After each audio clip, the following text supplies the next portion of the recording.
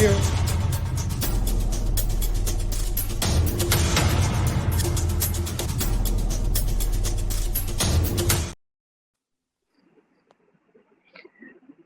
नमस्कार, मी doctor Sameeran Walwekar. Max महाराष्ट्राच्या या खास कार्यक्रमात अमेरिकन इलेक्शन या कार्यक्रमात आपलं मनापासून स्वागत. अमेरिकन इलेक्शन हा कार्यक्रम नावावरूनच आपल्याला कळाला असेल की जगातल्या सर्वात ताकदवान, सर्वात श्रीमंत आणि सर्वात इफेक्टिव्ह अशा पद्धतीनं राज्य करणाऱ्या, जगातल्या इतर देशांवर प्रभाव टाकणाऱ्या आणि आंतरराष्ट्रीय स्तरावरचं पॉलिटिक्स सुद्धा मॅनेज करणाऱ्या देशामधल्या इलेक्शन बाबत हा कार्यक्रम असणार आहे, अमेरिकन इलेक्शन बद्दल. या कार्यक्रमात आपण अमेरिकन इलेक्शनचा पॅटर्न समजावून घेणार आहोत, तिथल्या डेमोक्रेसीची म्हणजे लोकशाहीची पद्धत समजावून घेणार आहोत. भारतामध्ये आपण नुकताच एक मोठा लोकशाहीचा उत्सव ज्याला म्हणतो अशी लोकसभेची इलेक्शन्स आपण बघितली. 140 कोटीच्या देशामध्ये जो देश जगातला सगळ्यात मोठा देश वोटर्सच्या संख्येच्या बाबतीत मानला जातो, इतर अनेक बाबतीत सगळ्यात मोठा देश मानला जातो आणि लोकशाही बाबतीत तर भारत सगळ्यात मोठी लोकशाही आहेच. तर अशा देशातली इलेक्शन झाल्यानंतर आपण सगळ्यात ताकदवर अशा देशातल्या इलेक्शन्स मधले बारकावे समजून घेतले पाहिजेत. ते भारतामधल्या आणि विशेषतः मॅक्स महाराष्ट्र हे महाराष्ट्रातल्या मुंबईतून प्रकाशित केलं जाणारं चालवणारं चॅनल आहे की जे लोकांच्या ताकदीवर उभं असलेलं चॅनल आहे, निष्पक्ष आहे, कुठलीही एक बाजू घेऊन कार्यक्रम तयार करणारे किंवा बातम्या सादर करणारं चॅनल नाही, तर निष्पक्ष आणि लोकशाहीवादी चॅनल आहे.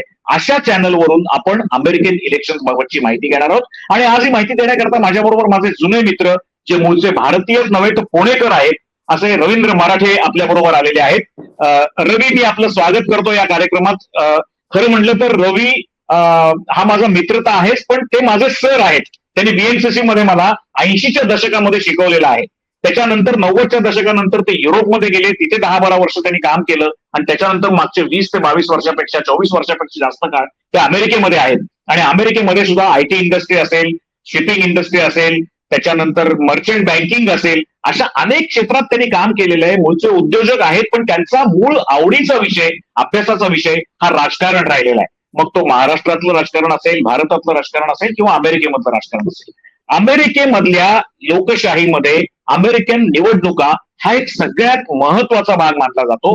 त्यांची सिस्टीम नेमकी काय आहे, ती कशी राबवली जाते आणि अमेरिकन लोकशाहीची खास वैशिष्ट्ये काय आहेत, हे आपण आज रवीकडून समजून घेणार आहोत. रवी, 140 कोटीचा भारत, इथली लोकशाही, इथले वोटर्स, इथले प्रश्न वेगळे आहेत. अमेरिका, तिथली सुबत्ता, तिथली संपत्ती आणि अमेरिकेत सुमारे 34 कोटी लोक आहेत आणि त्यातले 60 ते 65% हे वोटर आहेत. अमेरिकेत सुद्धा 18 वर्षानंतर वोटिंग तुम्ही करू शकता, तरुण युवक करू शकता. अशी इलेक्शन्स ठरलेल्या दिवशी, ठरलेल्या तारखेला दर 4 वर्षांनी होतात. अमेरिकन मतदार एकाच वेळेला वेगवेगळ्या पातळ्यांवर मतदान करतो आणि अमेरिकेत 2च पक्ष असतात, ज्या पक्षांमध्ये हे सगळे मतदार आपले मतदान करतात, आपली बाजू निवडतात. अनेक वैशिष्ट्ये. सगळ्यात पहिला प्रश्न मला तुला विचारायचा आहे, अमेरिकन लोकशाहीमध्ये निवडणुका ज्या होतात त्या प्रेसिडेन्शियल म्हणजे राष्ट्राध्यक्ष पद्धतीने निवडणुका होतात, पण अमेरिकेमध्ये सिनेट पण आहे, अमेरिकेमध्ये काँग्रेस पण आहे. तर ही नक्की काय पद्धत आहे? आपण प्रत्येक प्रश्नावर 2 ते 3 मिनिटं बोललो तर आपल्याला जास्ती प्रश्न या कार्यक्रमात घेता येतील. मुळात अमेरिकन निवडणुका काय आहेत, आपल्या दर्शकांना तू काय सांगशील? धन्यवाद समीरण. अमेरिकन लोकशाहीची जी पद्धत आहे त्याचे 3 भाग आहेत. एक म्हणजे स्वतः राष्ट्राध्यक्ष आणि उपराष्ट्राध्यक्ष, त्यानंतर दुसरा भाग म्हणजे काँग्रेस, ज्याला हाऊस ऑफ रिप्रेझेंटेटिव्ह असं नाव आहे, आणि तिसरा भाग म्हणजे सिनेट. नाव हे जे 2 सिनेट आणि हाऊस ऑफ रिप्रेझेंटेटिव्ह जे आहेत हे लोकांनी निवडून दिलेले असतात ना. हाऊस ऑफ रिप्रेझेंटेटिव्हची तुलना आपल्या भारतीय लोकसभेशी करता येईल. भारतीय लोकसभा जशी असते तसं इकडं हाऊस ऑफ रिप्रेझेंटेटिव्ह आहे, ज्याला काँग्रेस असं देखील म्हणलं जातं. सिनेट जे आहे ते आपल्याकडच्या राज्यसभेच्या सारखं आहे, म्हणजे ते त्याला वरिष्ठ सभागृह असं म्हणलं जातं. सिनेटमध्ये इथं 100 सदस्य असतात आणि ते पण लोकांनी निवडून दिलेले असतात. नाव अध्यक्षीय लोकशाही असं जरी वर्णन असलं तरी महत्व असं आहे की जे काही इथे कायदे होतात, जे काही आमचा राष्ट्राध्यक्षांना जे करायचं असतं त्याच्यासाठी त्यांना काँग्रेस आणि सिनेट या दोन्हीचं पाठबळ आवश्यक असतं. आणि सिनेट आणि काँग्रेसमध्ये जे ठराव मंजूर होतात त्याचं एक्झिक्युशन, त्याचं अंमलबजावणी ही राष्ट्राध्यक्ष करत असतो. अर्थात राष्ट्राध्यक्षाला स्वतःचे पण काही अधिकार आहेत, पण एक महत्वाचा भाग म्हणजे सर्व ज्या गोष्टी राष्ट्राध्यक्ष करतात त्याला काँग्रेस आणि सिनेट या दोन्हीची मान्यता असणं आवश्यक असतं. त्यामुळं जरी राईट. अध्यक्ष रवी, थोडस मी पुढच्या मुद्द्यावर जातो. आपल्याला बरेच मुद्दे कव्हर करायचे. हो मला एक सांगा, अमेरिकेमध्ये दोन पक्षीय पद्धतच का आहे? आपल्याकडे आपण बघितलं असेल, महाराष्ट्रामध्ये अनेक स्थानिक पक्ष आहेत, ज्याला आपण रिजनल पार्टीज म्हणतो, अनेक राज्य पातळीवरचे पक्ष आहेत आणि राष्ट्रीय पातळीवरचे पक्ष असण्याकरता भारतीय संविधानाने काही विशिष्ट निकष घालून दिलेले आहेत. निवडणूक आयोगाचे काही विशिष्ट नियम आहेत की या अटी पूर्ण केल्या तरच तुमचं राष्ट्रीय पक्षाचं स्टेचर टिकेल. पण अमेरिकेमध्ये जर बघितलं तर डेमोक्रेटिक आणि रिपब्लिकन दोनच पक्ष दिसतात. मग अमेरिकेमधल्या बाकीच्या संघटना, सामाजिक किंवा राजकीय काम करणारे गट तट, हे सगळे या दोन्ही पक्षांशीच कसे निगडीत होतात आणि ही सिस्टीम कशी काय आहे, म्हणजे कशी वर्क होते? हा प्रश्न चांगला आहे. कारण बऱ्याच लोकांना हा प्रश्न पडतो की अमेरिकेत हे कसं काय घडतं. तर त्याचं सोपं उत्तर माझ्या मते असं आहे की थोडासा म्हणजे एक ज्याला आपण मॅच्युअर्ड लोकशाही असं आपण जर म्हणता आलं तर ते आपल्याला अमेरिकेत दिसतं.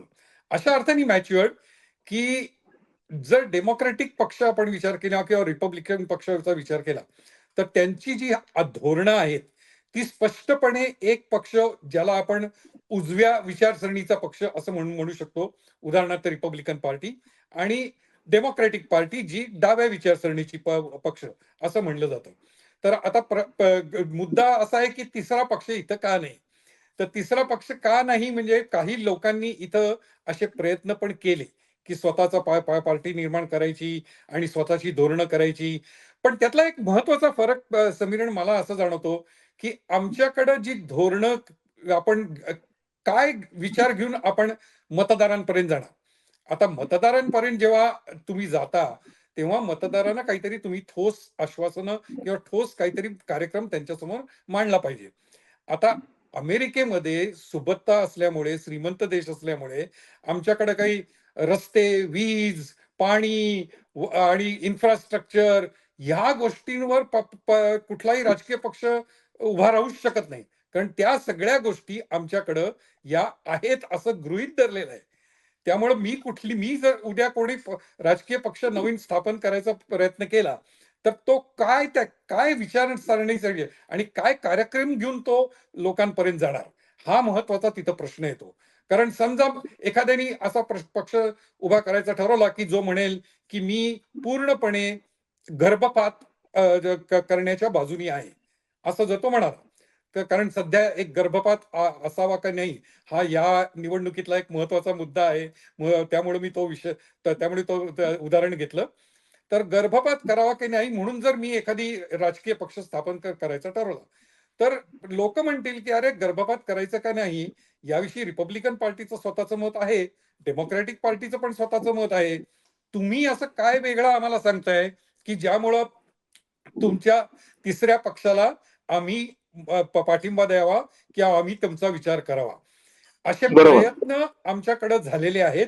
काही उद्योगपतींनी केले.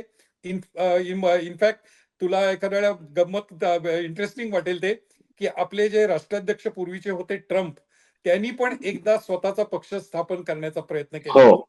आणि त्यावेळेला ते अपक्ष होते, त्यांनी पक्ष स्थापन करायचा प्रयत्न केला पण तो काही यशस्वी झाला नाही. मग ते रिपब्लिकन पार्टीला जॉईन झाले. तर मुद्दा ठीक असा आहे आहे रवी, की मी आता थोडस पुढे जातो. आपण थोड्या उड्या मारल्या पाहिजेत हो मध्ये हो मध्ये. ही तुमची हरकत नाही. आणखीन एक कॉन्सेप्ट काय आहे? रेड, ब्लू आणि स्विंग स्टेट्स, ही कॉन्सेप्ट काय आहे? आणि रेड आणि ब्लू हे कलर कशाशी निगडीत आहेत? बरोबर आहे, बरोबर आहे. तर ब्ल्यू स्टेट म्हणजे निळे राज्य. तर निळे राज्य म्हणजे काय? तर निळा रंग जो आहे तो डेमोक्रॅटिक पार्टीचा आहे. तर डेमोक्रॅटिक पार्टी म्हणजे निळा रंग. लाल रंग म्हणजे रिपब्लिकन पार्टी. त्यामुळं जेव्हा तुम्ही ब्ल्यू स्टेट किंवा रेड स्टेट असं म्हणता तेव्हा तुम्ही असं म्हणताय की ही राज्य आहेत की ज्यामध्ये पूर्वापार पद्धतीनं डेमोक्रॅटिक पार्टीचं वर्चस्व आहे किंवा ही म्हणजे राज्य त्यांचे अशी आहेत. दोघांचे, त्या दोन्ही लिडर्सचे टाय सुद्धा त्याच रंगाचे असतात. म्हणजे ट्रम्प हे अगदी कायम लाल कलरचा टाय घालतात आणि बायडन कायम बरोबर निळ्या आहे, रंगाचा बरोबर टाय आहे, घालतात. बरोबर आहे, हम्म, बरोबर आहे. त्यामुळे हम्म. ते दोन्ही जे रंग आहेत ते त्या पार्टीशी निगडीत आहेत. त्यांचे ध्वज, त्यांची तू चांगलं उदाहरण दिलंस की ते टाय, हे सगळं ते दर्शवतात की ते कुठल्या पार्टीचे आहेत. आणि ब्ल्यू स्टेट म्हणजे मी तुला म्हटलं तसं डेमोक्रॅटिक पार्टीचं पूर्वापार वर्चस्व आहे. आणि त्याचं उदाहरण जर तुला द्यायचं झालं तर तू अमेरिकेचा जर नकाशा पाहिलास तर जे वेस्ट साईडला पश्चिम किनाऱ्यावरचे जी राज्य आहेत, उदाहरणार्थ कॅलिफोर्निया, पोर्टलँड, वॉशिंग्टन, ही सगळी ब्ल्यू स्टेट्स आहेत. कारण ती पूर्वापारपणे तिथं डेमोक्रॅटिक पार्टी सतत जिंकत आलेली आहे. आणि रेड स्टेटचं उदाहरण द्यायचं झालं तर नॉर्थ डाकोटा, साऊथ डाकोटा किंवा टेक्सास, ही त्याची उदाहरणं आहेत की जी पूर्वापारप्रमाणे रिपब्लिकन पार्टीला मदत करतात. आता आणि तो मी स्विंग स्टेट्स म्हणजे नक्की काय? स्विंग स्टेट म्हणजे अशी स्टेट, अशी राज्य की जी काही वेळेला त्यांनी डेमोक्रॅटिक पक्षाला मतदान केलेलं आहे, काही वेळेला रिपब्लिकन पक्षाला निवडून दिलेलं आहे. आणि त्याचे दोन उदाहरणं मी तुला देतो. अगदी मागच्या निवडणुकीतली 2020च्या निवडणुकीतली, की 2020 मध्ये जॉर्जिया हे जे राज्य आहे ते पूर्वापाराप्रमाणे नॉर्मली लाल रंगाचं आहे, म्हणजे रेड स्टेट आहे. पण मागच्या निवडणुकीमध्ये राष्ट्राध्यक्षाच्या निवडणुकीत त्यांनी बायडेनला मत दिलं. त्यामुळे ते रेड वरनं ब्ल्यू टर्न झालं. आणि ते रेड वरनं ब्ल्यू टर्न होतं म्हणून त्याला स्विंग बदलतं, म्हणून त्याला स्विंग स्टेट म्हणतात. आणखी एक उदाहरण म्हणजे अरिझोना, जे पण ट्रॅडिशनली पूर्वापारपणे जे लाल रंगाचं राज्य होतं ते मागच्या वेळेला ते निळ्या रंगात रूपांतर झालं. रवी, मी जर तुला असं विचारलं की अमेरिकन मतदाराला तू कसं डिस्क्राईब करशील, अमेरिकन मतदाराचं तू कसं वर्णन करशील, याचं कारण असं की जवळजवळ 34 करोड जनता आणि त्यातली 60 ते 70% जनता ही वोटर असते, म्हणजे वोटिंग करायला 18 वर्षाच्या वरची असते. त्याच्यामध्ये ज्येष्ठ, आबालवृद्ध, महिला, पुरुष सगळे असतात. पण त्याचे 60% जर गृहीत धरले आपण तर साधारणतः 16 ते 18 कोटी हे मतदार असतात. आणि माझ्या अंदाजाप्रमाणे भारतीय सुद्धा तिकडे जाऊन स्थायिक झालेले हे अनेक असतील. त्यांचा एक्झॅक्ट नंबर मला माहित नाही, तू सांगू शकशील. पण या सगळ्या पॅटर्न मध्ये या मतदाराची मानसिकता काय असते, त्यांच्याकडून त्यांना कशा प्रकारचा अमेरिकन प्रेसिडेंट अपेक्षित असतो. पूर्वी कॉन्सेप्ट वेगळी असेल, आता कॉन्सेप्ट बदलत्या जगामध्ये बदललेली असेल. त्याचं कारण अमेरिका हा पॉवर सेंटर तर आहेच, वेल्थ सेंटर पण आहे, इंटरनॅशनल ट्रेड सेंटर पण आहे. त्याच्यानंतर जगातली सगळी इकॉनॉमी ही अमेरिकन डॉलरच्या भोवती हलत असते, बदलत असते. आणि त्याहीपेक्षा सामरिक किंवा संरक्षण दृष्ट्या सगळ्यात बलवान असलेला देश, म्हणजे जगात कुठेही काही घडलं तर अमेरिकेचं इंटरव्हेन्शन असतं किंवा केलं जातं. आणि त्याचा पॉझिटिव्ह निगेटिव्ह इम्पॅक्ट आणि इफेक्ट हा जगातल्या राजकारणावर पडत असतो. पण तिथला मतदार आपल्या राष्ट्राध्यक्षाविषयी काय आणि कसा विचार करतो, त्याची मानसिकता कशी असते? याचं उत्तर थोडंसं मला सविस्तर द्यायला लागेल, पण मी आता वेळ लक्षात घेऊन मी दोन तीन थोडक्यात द्यायचा महत्वाचे प्रयत्न मुद्दे कर, मांडतो. थोडक्यात द्यायचा दोन तीन प्रयत्न. महत्वाचे हा, मुद्दे मांडतो. त्यातला एक महत्वाचा मुद्दा म्हणजे या इकडचे जे लाल रंगाची राज्य आहेत, त्या लाल रंगाच्या राज्यातले जे मतदार आहेत, रिपब्लिकन पार्टीचे जे ट्रॅडिशनल असं आपण ज्याला म्हणू, ते जे मतदार आहेत, तुला एखादं आश्चर्य वाटेल ऐकून, पण त्यांचा ह्या आपण ज्या सगळ्या गोष्टी आता ज्या बोललो त्याच्याशी काहीही त्यांचा संबंध असत नाही. त्यांच्या दृष्टीने फक्त मतदानाचा दिवस आला की रिपब्लिकन पार्टीला जाऊन मतदान करणे, हे एवढंच त्यांच्या समोर असतं. अशी तुला खूप खूप म्हणजे फारच मोठी लोकसंख्या अमेरिकेतली अशी आहे की ज्यांना अमेरिकेच्या बाहेर काय चाललंय याच्याशी काहीही सोयरसूतक नसतं. त्यांना फक्त अमेरिका म्हणजेच त्यांच्या दृष्टीने त्यांचं जग असतं. हा एक मतदार वर्ग हा महत्वाचा आहे. दुसरा मतदार जो वर्ग जो आहे, तो मतदार वर्ग आहे जो थोडा आपण म्हणू की ज्याचा आपल्या दैनंदिन ज्या गोष्टी घडतायत, राष्ट्रीय आणि आंतरराष्ट्रीय, ह्याच्याशी तो सतर्क आहे, त्याच्या बाबतीत जागरूक आहे. आणि हा जो वर्ग आहे, हा वर्ग मोस्टली हा सगळ्या शहरी भागात आहे. उदाहरणार्थ न्यूयॉर्क किंवा सॅन फ्रान्सिस्को, सॅन होजे वगैरे या अशा महत्वाच्या, सिएटल या भागात आहे. हा जो मतदार वर्ग आहे, हा तो जो तू म्हणालास की बाबा माझा राष्ट्राध्यक्ष काय करतात किंवा अमेरिकेची जगामध्ये सध्याची एकंदर इमेज काय आहे किंवा या बाबतीत तो सतर्क असतो. पण ओव्हरऑल जर तू मला विचारलंस तर हे दोन डिस्टिंक्ट असे भाग आहेत मतदारांचे. एक असा मतदार की ज्याला काहीही होऊ दे, जग कुठलंही कुठं झालं तरी तो लाल रंगाला मत देतो किंवा निळ्या रंगाला मत देतो. आणि एक असा मतदार जो जरा विचार करतो की आता काय चाललेले आहे, नवे जे उमेदवार आहेत त्यांची मतं काय आहेत, त्यांची धोरणं काय आहेत, आणि मग ती धोरणं आपल्याला योग्य आहेत की नाही, आणि त्यानुसार तो मतदान करतो. तर असे रवी, मला दोन एक अतिशय पॉइंटेड प्रश्न तुला विचारायचा आहे. आत्ताच्या अमेरिकन इलेक्शन मध्ये लोकांपुढे, मग ते भले रिपब्लिकन असतील किंवा डेमोक्रेट असतील किंवा स्विंग स्टेट्स पण असतील, त्याच्यामध्ये 4 महत्वाचे मुद्दे आम्हाला बाहेरून बघताना दिसतात. म्हणजे भारतामधून मी जेव्हा अमेरिकन इलेक्शन बघतो तेव्हा सगळ्यात महत्वाचा विषय अमेरिकेमधला दिसतो तो इकॉनॉमी. त्या इकॉनॉमी बद्दल लोक बरेचसे कन्सर्न आहेत. दुसरा विषय जो आहे तो इलिगल इमिग्रंट्स, बाहेरून येणाऱ्या इलिगल इमिग्रंट्स मध्ये लोक फार सतर्क आहेत. त्यांच्यामुळे अमेरिकेचं नुकसान होतं, अर्थव्यवस्थेचं नुकसान होतं असं मानणारा एक मोठा वर्ग आहे. तिसरा मुद्दा जो मगाशी तू बोललास ते अबॉर्शनचे राईट्स, त्याचं स्वातंत्र्य, त्याची कायदेशीर बंधनं, याविषयी एक असंतोष असलेला वेगळा एक गट आहे. आणि चौथा महत्वाचा मुद्दा म्हणजे फॉरेन पॉलिसी. ज्या ज्या इतर देशांमधल्या युद्धांमध्ये अमेरिकेने इंटरव्हेन्शन केलंय त्याच्यामुळे अमेरिकेचं काय नुकसान झालंय किंवा अमेरिकेला काय फायदा झालाय याच्याविषयी तावातावानी मांडणारे काही गट हे दिसतात. आणि याच्यामध्ये मग ट्रम्प सारख्या माणसाचं विधान जे आहे ते लोकांच्या लक्षात राहतं किंवा लोकांना आवडतं. अमेरिका फर्स्ट, याच्यामध्ये अमेरिकेच्या हिताचं जे आहे ते करा. मग आता जो बायडननी त्यांच्यावर केलेली टीका किंवा इतर गोष्टी हे बाजूला जर ठेवलं, आपण त्याच्यावर येणारच आहोत, कालच्या डिबेटवर येणार आहोत. पण हे 4 मुद्दे जे आहेत की American economy, illegal immigrants, abortion आणि फॉरेन पॉलिसी, अमेरिका फर्स्ट, या मुद्द्यांमध्ये आता तिथे काय चर्निंग चालू आहे, काय प्रकारची घुसळण चालू आहे असं तुला वाटतं? या चारीपैकी 2 मुद्दे प्रकर्षाने आता महत्वाचे आहेत. एक म्हणजे इन्फ्लेशन किंवा महागाई, आणि थोडक्यात ज्याचं वर्णन तू इकॉनॉमी या पद्धतीने केलं. तर कोविड नंतर कधी नव्हे ते अमेरिकेत इन्फ्लेशन हे 9%, 10%, 8% अशा या रेंजमध्ये राहिलं. या ठिकाणी जनरली महागाई जी असते ती किंवा इन्फ्लेशन जे होतं त्याचा रेट हा 1%, अर्धा टक्का असा असतो. म्हणजे आता साधं उदाहरण द्यायचं झालं तर 10 वर्षापूर्वी जर मी अंडी इथं स्टोअर मध्ये गेलो आणि म्हणलं 1 डझन अंडी द्या, तर ती जर मला $1 मिळाली तर सध्या देखील ती जास्तीत जास्त $1.15 एवढीच त्याची महागाई असायची.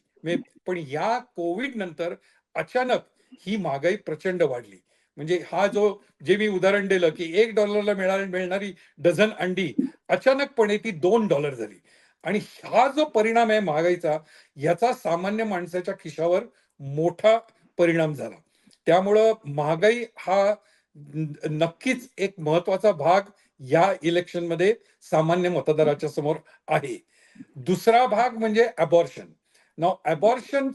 अबॉर्शन सुप्रीम कोर्टाने इथे एक पूर्वीचा निकाल होता, रो अँड वेड असं त्या खटल्याचं वर्णन केलं जातं. तर त्या सुप्रीम कोर्टाच्या निर्णयानुसार आता गर्भपात किंवा अबॉर्शन हे आता अलाउड नाही. आणि हे रिपब्लिकन पक्षाच्या दृष्टीने ते चांगलं आहे. पण त्यामुळं अमेरिकेतला महिला वर्ग तो अत्यंत दुखावला गेलेला आहे. कारण इथं महिला वर्गाचं म्हणणं असं आहे की तुम्ही आमचं स्वातंत्र्य हिरावून घेताय. कारण माझ्या वैयक्तिक जीवनात जे मी सुख अनुभवायचं, मग त्याच्यामध्ये मला मुलं असावीत की नाही, किंवा मी गर्भपात करायचा की नाही, हे माझं स्वातंत्र्य आहे आणि तो हक्क तुम्ही माझ्यापासून हिरावून घेताय. तर त्यामुळं हा एक महिला वर्ग मोठ्या प्रमाणावर नाराज आहे. आणि खरं सांगायचं म्हणजे डेमोक्रॅटिक पार्टीच्या दृष्टीने हा महिला वर्ग हा एक अत्यंत महत्वाचा मतदार वर्ग आहे आणि ते त्यांना आता अट्रॅक्ट करायचा प्रयत्न करतायत. तिसरा जो मुद्दा तू म्हणलास की फॉरेन पॉलिसी ह्या निवडणुकीमध्ये फारशी काही त्याचा मला इम्पॅक्ट दिसत नाही सर्वसामान्य मतदाराच्या दृष्टीने. आता तो इम्पॅक्ट अत्यंत छोटे पॉकेट्स मध्ये आहे. पण गंमत अशी आहे की ती छोटे पॉकेट्स आहेत ती अतिशय काय म्हणायचं त्याला, त्यांच्याकडे ताकदवान आहेत. आणि तो पॉकेट म्हणजे ज्यू वर्ग. इथं अमेरिकेमध्ये ज्युइश जी लोकसंख्या आहे, ते ज्युइश सगळे जे आहेत ते आर्थिकदृष्ट्या अतिशय सबल किंवा श्रीमंत कॅटेगरीत मोडले जातात. हे जे ज्युईश आहेत हे कायम ज्युईश वर्ग काळजी घेत असतो की इस्रायलची बाजू अमेरिकन राष्ट्राध्यक्ष किंवा अमेरिका घेत राहील. तर आता परवाचं जे पॅलेस्टिनी इस्रायलचं जे युद्ध चालू आहे किंवा जे सगळ्या घडामोडी घडलेल्या आहेत, तर त्याच्यामध्ये अमेरिकन सरकार इस्रायलला मदत करतंय की नाही या बाबतीत हा ज्युईश मतदार डोळ्यात तेल घालून असतो आणि ते रवी रवी मी वेळेचं बंधन आहे, मी थोडं पुढच्या विषयाकडे तुला नेतो. मला एक सांग, आता सरप्राइझिंगली एक कोइन्सिडन्सल एक असं झालेलं आहे की अमेरिकन इलेक्शन बरोबर तिकडे युरोपमध्ये पण म्हणजे युकेची पण इलेक्शन आता चालू आहेत आणि ऋषी सुनक जे भारतीय वंशाचे पंतप्रधान आहेत त्यांना सुद्धा हाच मुद्दा फेस करावा लागतोय, तो म्हणजे इलिगल इमिग्रंट्सचा. आणि इलिगल इमिग्रंट्स हे भारतामध्ये सुद्धा हा आपल्याला आपल्या नॉर्थ ईस्टकडच्या भागामध्ये बांगलादेशी किंवा इतर इमिग्रंट्स असे ज्याचा प्रॉब्लेम फेस करावा लागतो आहे, तसाच तो युरोपमध्ये आहे, तसाच तो अमेरिकेमध्ये पण आहे. तर या इलिगल इमिग्रंट्सच्या बाबतीमध्ये अमेरिकन सरकारचं धोरण नेमकं काय आहे? आता नुकताच मला वाटतं ट्रम्पने काहीतरी अशी घोषणा केली की मी जर सत्तेवर आलो तर भारतीय नागरिक किंवा विद्यार्थी जे इथे शिकतायत आणि इथे डिग्री आणि पोस्ट ग्रॅज्युएशन करतील त्यांना मी अमेरिकेचं नागरिकत्व देऊ शकेल. आणि या घोषणेमुळे प्रचंड खळबळ माजलेली होती. तर मला सांग नक्की या इलिगल इमिग्रंट्सचा विषय या निवडणुकीमध्ये कसा येतो? इलिगल इमिग्रेशन जे आहे अमेरिकेत ते मुख्यतः दक्षिण भागातनं होतं, कारण मेक्सिको आणि अमेरिका यांची सीमा ते शेअर करतात आणि ती हजारो मैलाची आहे. त्यामुळे कसं होतं की मेक्सिको हा देश जो आहे तो आर्थिकदृष्ट्या काही अमेरिकेसारखा नक्कीच नाही. म्हणजे तो एक अत्यंत गरीब देश असंच म्हणलं पाहिजे. त्यामुळं सर्वसामान्य मेक्सिकन माणसाला देखील ज्याला चांगल्या आर्थिक जीवनाची किंवा चांगल्या ह्याचं आकर्षण आहे, तो म्हणतो की मला अमेरिकेत जायचंय. आता अर्थातच कायदेशीरदृष्ट्या अमेरिकेत यायचे मार्ग फार मर्यादित आहेत. त्यामुळं हे इलिगल इमिग्रेशन दक्षिण भागातनं होतं.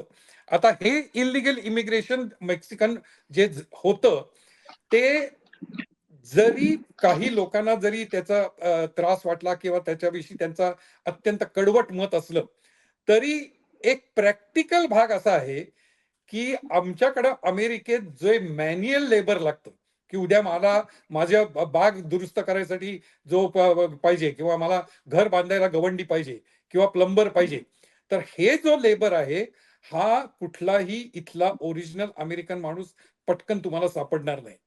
तर ते मॅन्युअल लेबर हे मेक्सिकन लेबर करतात.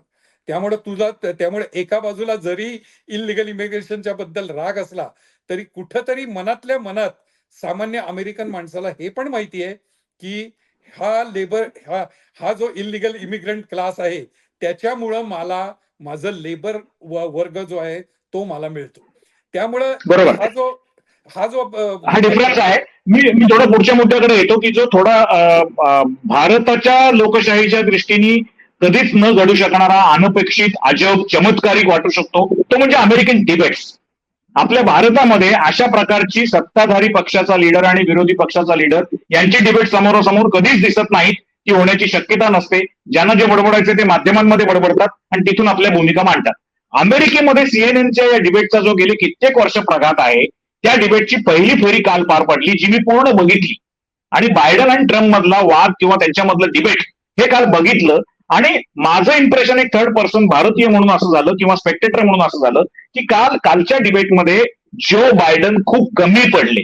त्याच्यामध्ये त्यांचं वय आणि त्यांचा एकूणच त्यांचा जे काही संबंध भावमुद्रा किंवा फिजिकल जेस्चर ज्या होत्या त्या थकल्यासारख्या वाटत होत्या.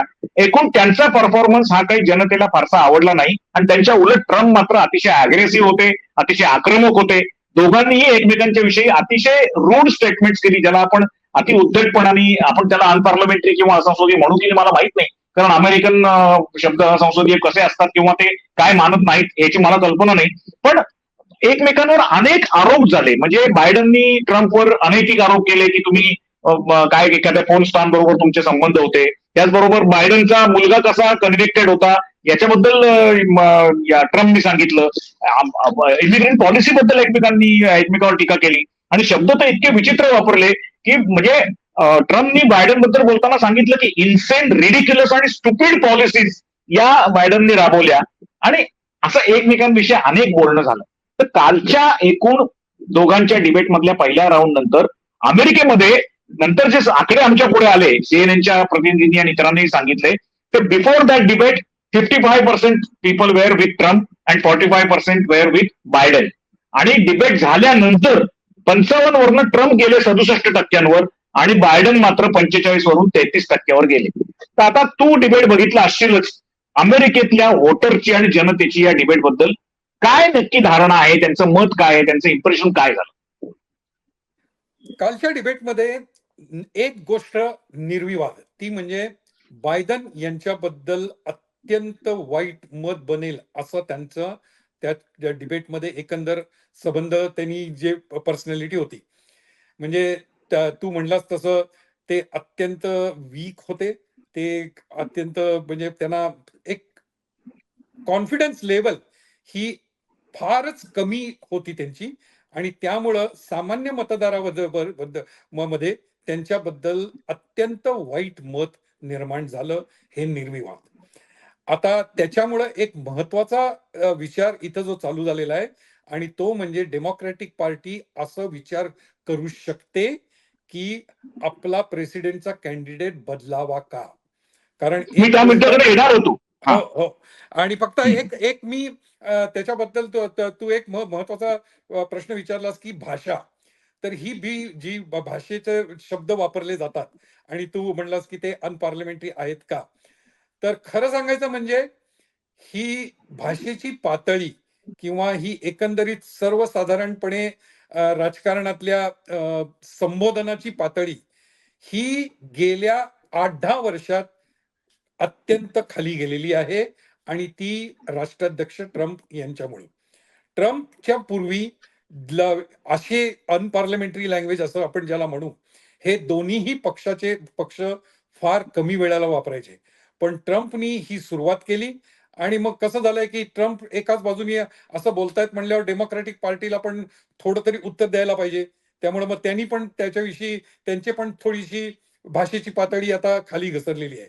रवी, अगदी वेळ कमी आहे, खूप वेळ कमी आहे. मी एक किंवा दोन प्रश्न विचारतो, त्याची अगदी थोडक्यात म्हणजे 2-2, 4-4 वाक्यात फक्त उत्तर दे.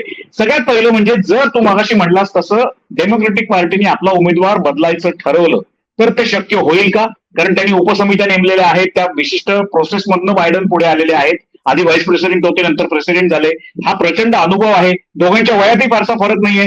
78 वर्षाचे ट्रम्प आहेत, 81 वर्षाचे जो बायडन आहेत. आत्ताच्या परिस्थितीत डेमोक्रॅटिक पार्टी येत्या 4 महिन्यामध्ये टेक्निकली प्रोसेस पूर्ण करून उमेदवार बदलू शकते का? याचं कारण 2-3 उमेदवारांची नावं आहेत. मिशेल ओबामा आहेत, कमला हॅरिस आहेत, भारतीय वंशाचे जे आहेत त्या, किंवा केनेडी सारखं कॅलिफोर्नियाचा सेनेटर पण आहे. या 3-4 नावांमधनं डेमोक्रॅटिक पार्टी अशा प्रकारचं नाव बदलू शकते का? आणि टेक्निकली त्याला सेनेटची किंवा इतर उपसमित्यांची मान्यता मिळू शकते का? एक महत्वाची गोष्ट लक्षात घ्यायला पाहिजे, जो बायडन अजूनपर्यंत अधिकृत उमेदवार म्हणून जाहीर झालेले नाहीत डेमोक्रॅटिक पक्षाचे. डेमोक्रॅटिक पार्टीचा अंतर्गत जो ती रचना आहे आणि त्यांची निवडणूक पद्धती आहे, त्यानुसार ही निवड ही त्यांचं जे कन्व्हेन्शन आहे 2 महिन्यांनी होणारं, त्या कन्व्हेन्शन मध्ये त्या अधिवेशनामध्ये जाहीर होते. त्यामुळे आजच्या घडीला जो बायडन हे अधिकृत उमेदवार नाही. दुसरी गोष्ट, त्यामुळे टेक्निकली स्पीकिंग ते अजूनपर्यंत ते बदलले जाऊ शकतात. दुसरी गोष्ट, हे बदललं जाणं किती सहज शक्य आहे. हे सहज शक्य जरी नसलं तरी शेवटी कुठल्याही पक्षाला आपला उमेदवार निवडून येतोय की नाही, आणि ही तर राष्ट्राध्यक्ष पदाची निवडणूक आहे, त्यामुळे त्याचा प्रेस्टिज वेगळा आहे, त्याचा एक दर्जा वेगळा आहे. त्यामुळे कुठल्याही पक्षाला आपला उमेदवार निवडून आणणे हे फार महत्वाचं वाटतं. त्यामुळे आजच्या घडीला बायडेन बदलले जातील की नाही, बदलले जाऊ शकतात याची शक्यता खूप निर्माण झालेली आहे कालच्या डिबेटने. मला आणखीन एक शेवटचा प्रश्न विचारायचा आहे. असं बोललं जातं, म्हणजे कालचं डिबेट झाल्यानंतर अमेरिकन माध्यमांनी इतर जगातल्या माध्यमांमध्ये किंवा इतर जी टीव्हीची माध्यमं आणि चॅनल्स आहेत ती सुद्धा मी काल वॉच करत होतो. उदाहरणार्थ फ्रेंच किंवा रशियन किंवा इतर टीव्ही चॅनल जे आहेत ते मी वॉच करत होतो. अल जझीरापासून इतर चॅनल्सही बघत होतो. काही चॅनल्सवर असा एक सूर होता की अमेरिकेतले फार मोठ्या प्रमाणावर वोटर असा आहे की ज्यांना जो बायडनही मान्य नाही आणि ज्यांना ट्रम्पही मान्य नाही. असं जर असेल तर अमेरिकन राजकारणामध्ये काय पर्याय असू शकतो आणि तसा पर्याय याच्या आधी कधी निवडला किंवा पुढे आणला गेलाय का? आणि अशा पर्यायाची माणसं या परिस्थितीमध्ये बायडन बदलून समजा दुसरं कोणी आलं तर मग काय मतं देऊ शकतात? तुला काय वाटतं? सिनेरिओ कसा असेल? हे नक्कीच आहे की एक मोठा मतदार वर्ग आहे ज्याला दोघंही नको आहेत. आणि ते दोघंही नको आहेत याचं एक महत्वाचं कारण त्यांच्या दृष्टीने आता यांचं वय झालेलं आहे. आता त्यांनी निवृत्ती घ्यायला पाहिजे असं मतदारांचं मत आहे. हे नक्की. तुझा दुसरा प्रश्न जो आहे की तिसरा पर्याय येऊ शकतो का? तर तिसरा पर्याय येऊ शकतो, टेक्निकली येऊ शकतो आणि तो सध्या आहे पण. केनेडी म्हणजे आपल्याकडे जसा अपक्ष मानला जातो आपल्याकडे तसा. बरोबर. तर सध्या एक केनेडी कुटुंबातले सदस्य आहेत केनेडी. ते अपक्ष म्हणून सध्या निवडणूक लढणार आहेत असं जाहीर त्यांनी केलेलं आहे. पण एक महत्वाचा भाग लक्षात घेतला पाहिजे की जरी ट्रम्प नको असतील किंवा बायडन नको असतील तरी शेवटी डेमोक्रॅटिक पार्टीचा किंवा रिपब्लिकन पार्टीचा हा जो मतदार असतो हा शेवटी त्यांना जाऊन मतदान करतोच. अशी अमेरिकेची आतापर्यंतचा इतिहास आहे, परंपरा आहे.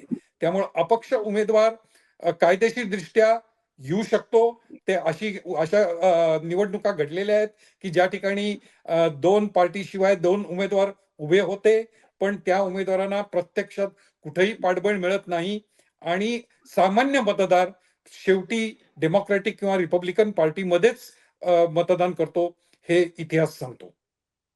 ठीक आहे रवी, लेटेस्ट वेट अँड वॉच. तू म्हणलास त्याप्रमाणे डेमोक्रेटिक पक्षाची प्रोसेस पूर्ण झालेली नाही, अधिकृत उमेदवारी जाहीर झालेली नाही बायडन यांची. कदाचित बायडन बदलले गेले तर आणखी वेगळी नावं जशी आहेत कमला हॅरिस सारखी किंवा मिशेल ओबामा सारखी ही सुद्धा पुढे आता चर्चेत येत आहेत. अमेरिकन राजकारण हे अतिशय फ्लुइड आहे, सतत बदलणार आहे. आपण या कार्यक्रमामध्ये या इलेक्शन्स विषयी चर्चा करणारच आहोत, पण त्याबरोबरच अमेरिकन लोकशाही काय आहे हे समजून घ्यायचा प्रयत्न करणार आहोत. रवी, आपण या कार्यक्रमामध्ये जमलंच तर ज्येष्ठ पत्रकार कुमार केतकर यांना आमंत्रित करायचा प्रयत्न करतोय. त्यांच्या कार्यव्यस्ततेतून ते येऊ शकतात की नाही आपण ते बघूयात. आपला मित्र मयंक भागवत हा सुद्धा अमेरिकेमध्ये आहे, त्यांनी सुद्धा या कार्यक्रमात तुझ्याबरोबर सहभागी व्हावं अशी आमची सगळ्यांची इच्छा आहे. आपण बघूयात प्रत्येकाची वेळ जमते कारण त्याप्रमाणे या सगळ्या मान्यवरांना आपण निमंत्रित करूयात आणि हा शो अधिक एनरिच करायचा प्रयत्न करू, कंटेंट वाईज. म्हणजे यातनं जो आशय आपण मांडणार आहोत तो अधिक समृद्ध करायचा प्रयत्न करू आपल्या मॅक्स महाराष्ट्राच्या व्ह्युअर्स करता. आजच्या कार्यक्रमात रवी तू सहभागी झालास त्याबद्दल मनपूर्वक आभार. आणि मॅक्स महाराष्ट्राच्या सगळ्या दर्शकांना माझं आव्हान आहे, जरूर हा शो बघा, मॅक्स महाराष्ट्राचे दुसरेही शोज बघा, कारण मॅक्स महाराष्ट्र हे निष्पक्ष वाहिनी आहे, ती कुठल्याही बाजूने झुकणारी वाहिनी नाही. अनेक संकटांना तोंड देऊन केवळ जनतेच्या आधारावर चाललेली ही वाहिनी आहे, ती तुम्ही बघत राहिलं पाहिजे, तुमची मतं व्यक्त केली पाहिजे. सगळ्यात महत्वाचं काय, तो व्यक्त होत राहणं. तेव्हा मॅक्स महाराष्ट्राच्या पोर्टलवर तुम्ही व्यक्त व्हा, तुम्हाला काय वाटतं, हा कार्यक्रम कसा वाटला अवश्य कळवा. तोपर्यंत इथेच थांबतो. नमस्कार, धन्यवाद.